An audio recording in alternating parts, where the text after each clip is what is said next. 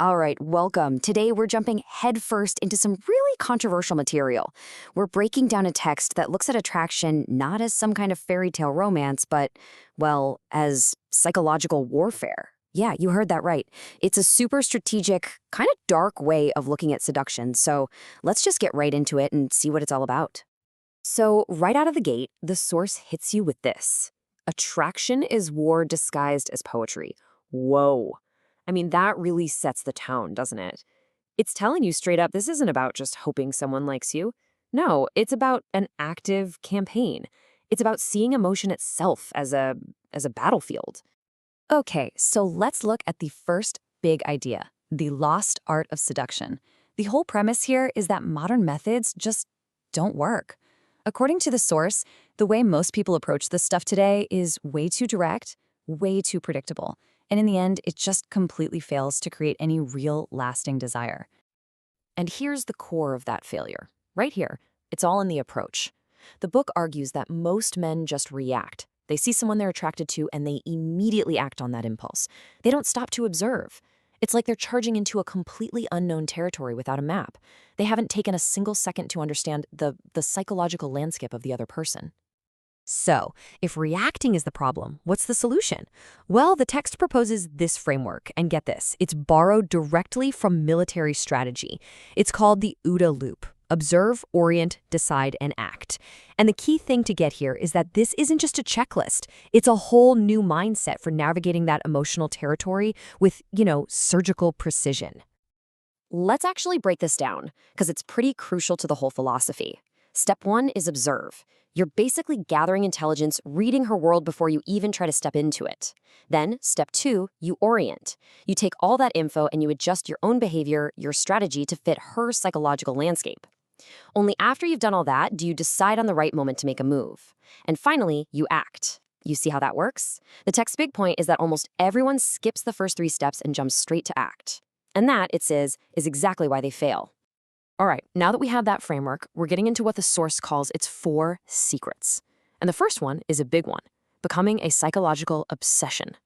The core idea here, you don't just wait around for desire to happen, you engineer it. And this slide just lays it out so clearly. You've got 2 completely different approaches to attraction. On the left, you've got the predictable guy. He's the one who chases, shows his hand way too early, and basically comes off as begging for attention. But then on the right, you've got the Machiavellian seducer. This person creates mystery. They become the center of attention without even trying. They let other people build up their reputation. See the difference? It's about flipping the script and making yourself the prize. Okay, so how do you actually build that kind of value? Well, the text zeroes in on something called the law of social proof. The idea is super simple. People want what other people want. Desire is contagious. So you're told to create these emotional triangles, basically situations that make it look like other people already desire you. This creates curiosity, which then triggers a sense of competition, and according to this philosophy, that competition is what gives birth to real desire. Okay, moving on to the second secret. And I'll be honest, this is where things get pretty dark. It's called silence the surrounding world. The key idea here is that this isn't about adding yourself to her life. It's about subtraction. It's the art of psychological isolation. So the source claims that everyone's emotional world is held in place by these anchors. Their friends, their family, their daily routines, even just random distractions. These are all the things that give them a sense of stability, but they're also the things that compete for their attention. And the strategy it lays out is, well, it's just 2 words: isolate and replace. It's incredibly direct. The idea is to first, very subtly, loosen her connection to all those other anchors. And then you step in and replace that support system so that the connection is completely centered on you. And this is the end game of that strategy. It's not enough to just be an important person in her world. The goal is for you to become the world.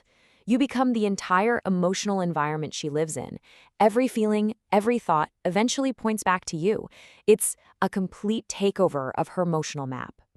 So, on to the third secret. Awaken her inner discontent. The logic here is pretty straightforward, if a little chilling. A person who is totally happy and content, well, they can't be seduced. There's no room for you. So, to create desire, you first have to create a psychological vacuum. You have to awaken a sense of longing for something more. And the book gives this question as a perfect example of how to do it. Think about this. You ever feel like something in life just stopped being exciting? See, that's not a compliment. It's not flattery. It's a question designed to bypass all the surface level stuff and poke at that deeper feeling of, is this all there is? It's meant to make them feel that vacuum you're trying to create. Now, this is a really important distinction the text makes. You aren't supposed to be the solution to her problems. You don't ride in and save the day. Instead, you position yourself as the doorway to an unlived life. You become the living symbol of all the adventure, the passion, the excitement that she feels is missing. You don't fix her world, you offer her a new one. And that brings us to the final secret. The source calls this one the most powerful of all, the intoxicating poison of ambiguity. The whole idea here is that predictability is the absolute death of attraction. The real key to creating a deep, lasting obsession is to master the art of mixed signals. Yeah, this slide shows exactly what that looks like in practice. It's the art of contradiction. 1 minute, you're all warmth. The next, complete withdrawal. You seem safe, but there's a hint of danger. You're affectionate, and then suddenly, you're untouchable. It's this constant push and pull that is designed to just short-circuit their brain and keep them totally off balance. And here's the psychological trick behind it all. The source claims that when a person's mind is hit with a contradiction that it just can't figure out, it gets stuck. It just loops and loops and loops, trying to solve the puzzle of who you are. And that mental loop, that constant, unending process of trying to figure you out, that is what this text defines as obsession. And it all comes down to this final quote, which really sums up the entire philosophy. Seduction isn't about conquering another person. It's about conquering the battlefield of emotion. So in the end, the whole system isn't framed as being about controlling someone else, but about mastering the invisible forces of psychology and emotion that drive attraction. It's a really strategic and, frankly, a deeply unsettling way to look at human connection. And I guess it leaves you with a pretty big question, right? Where exactly do you draw the line between influence and pure manipulation?